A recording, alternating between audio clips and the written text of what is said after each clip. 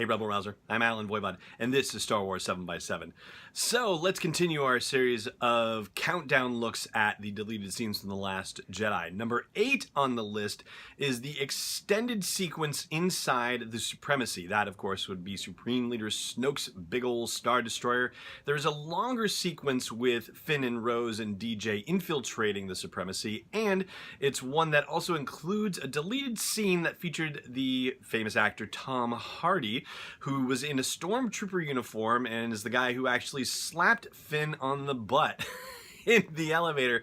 A very unusual thing for a stormtrooper to do, to be sure, because he recognized FN 2187 and said, oh hey, you could be an officer, I guess that's awesome. Remember me, from Batch 8 and all that stuff? But I guess the word of FN 2187's defection did not spread far and wide. They tried to keep the news of it as quiet as possible because they didn't want to give anybody any ideas, And so, anyway, yeah, according to this trooper, he thinks that Finn has risen up in the ranks, and wow, isn't that amazing? And that creates a bit of tension in the scene, of course, because they're not supposed to be talking to the officers, the stormtroopers aren't, and Finn is like, please don't do this, because he thinks that the trooper is going to turn him in or something like that, and of course, it's not that at all. Meanwhile, Rose is quietly going for a blaster, and DJ has to stay her hand because she thinks the jig is up and that they're about to get busted. But nope, somehow DJ senses that it's going to be okay, or at least that's not the moment to fight, and it all works out all right. And the sequence that leads to them getting in the elevator, Finn, Rose, and DJ,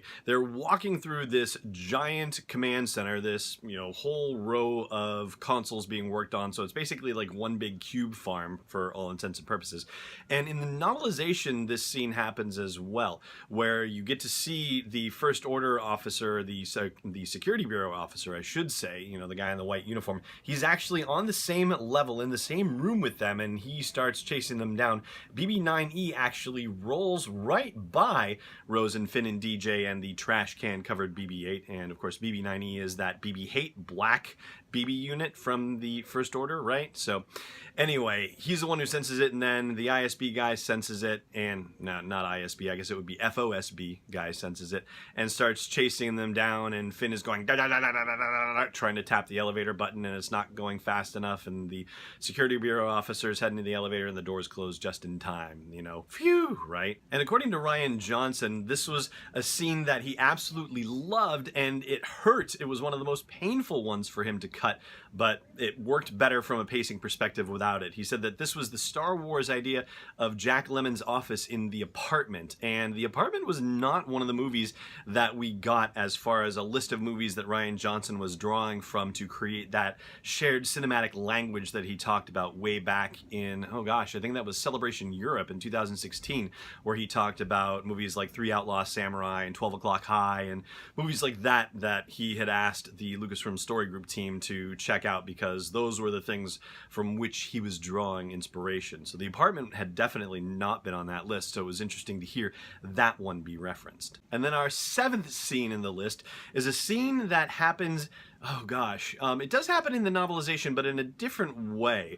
So it's a scene where Finn gets his jacket back from Poe, and he sees that the sewing job has been done on it, which is really sweet. And Poe says, I'm not much of a sewer, but, I was kind of busy saving the whole fleet and everything like that. And it's a bridging scene, according to Rian Johnson, so, not necessarily necessary, but something that struck me, and I was very pleased to hear it in the commentary, is that he was hearkening back to The Empire Strikes Back and the conversation that Han and Leia have when Han is trying to leave and Leia tracks him down, and they have that argument in the hallway, and people are walking by them, around them, in between them and all that, and people are doing that in this scene too, and he wanted to do something similar to that. He really liked that scene in The Empire Strikes Back and the dynamic of having a conversation like this in the midst of a working rebel base, or a working resistance in this case, and so that was what the whole point of that scene was. And it's one of those situations where he thought he needed that scene, but in the editing room, turned out he didn't, and so, it just had to go.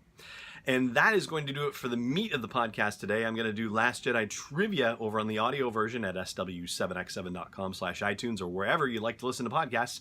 But for now, it just remains for me to say thank you so much for watching, and may the Force be with you wherever in the world you may be.